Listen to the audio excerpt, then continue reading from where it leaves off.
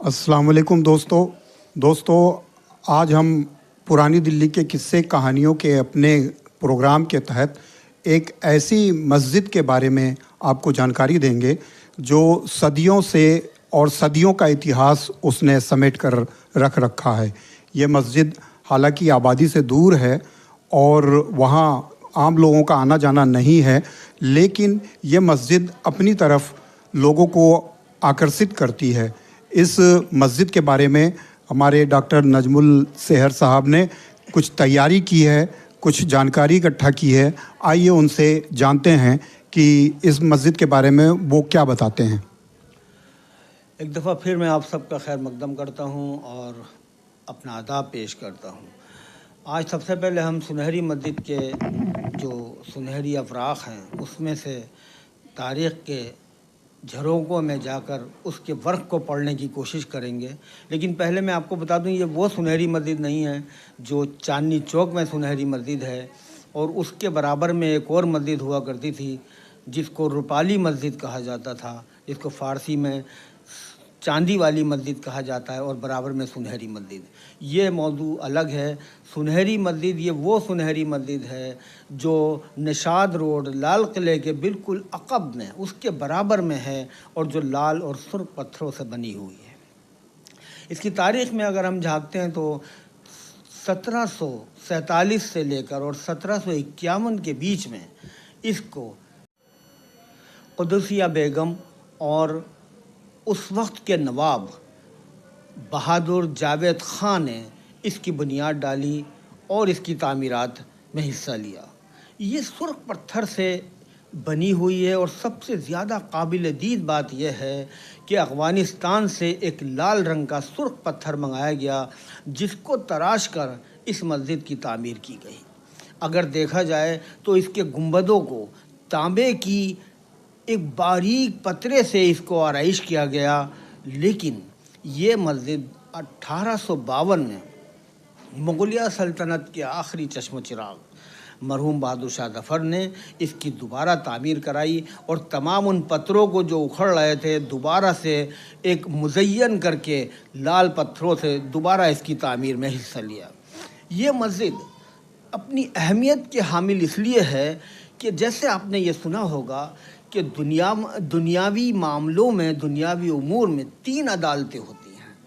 एक अदालत होती है सेशन कोर्ट, दूसरी अदालत होती है हाई कोर्ट, और तीसरी अदालत होती है सुप्रीम कोर्ट।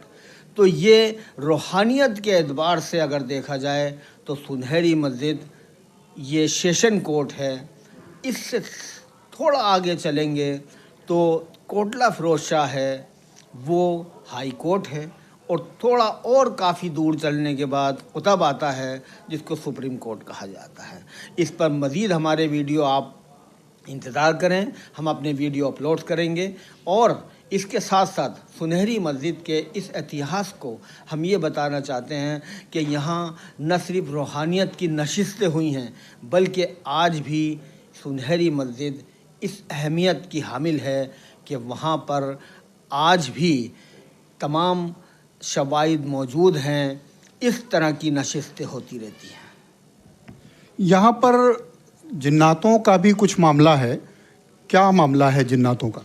हाँ, देखिए, आपने बहुत अच्छी बात पूछी है, और यही मैंने अभी आपको बताया कि रूहानियत से जब हम ताल्लुक़ रखते हैं तो वहाँ पर इस तरह का मामला जब होते हैं तो इसके हमारे पास शवाहिद ही नहीं हैं, बल्कि स्ट्रॉन्ग एविडेंस हैं कि वहाँ पर आज भी जो एक मखलूक है, और इंसानों से 3 गुना ज़्यादा ये मखलूक है जो अल्लाह ने बनाया है, जिसको इसमें शर्रे भी हैं और सही भी हैं, तो ये वहाँ पर उनका आज भी असर पाया जाता है। और जो अहले फ़न हैं और जो अहले कश्फ हैं वो आज भी वहाँ जाकर हाज़िरी देते हैं और अपने मुक़द्दमात निपटाते हैं। तो ये किस तरह की हाज़िरी होती है और किस तरह के मुकदमात होते हैं? देखिए, एक फ़ैसला ऐसा होता है कि दुनियावी अदालत में होता है, और एक फ़ैसला ऐसा होता है जो अल्लाह की बारगाह में होता है।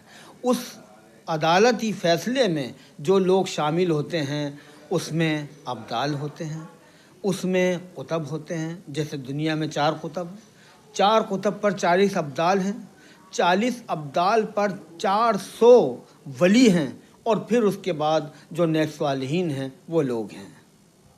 तो ये सिलसिला जो जिन्नातों का है उसके बारे में लोगों को पता है?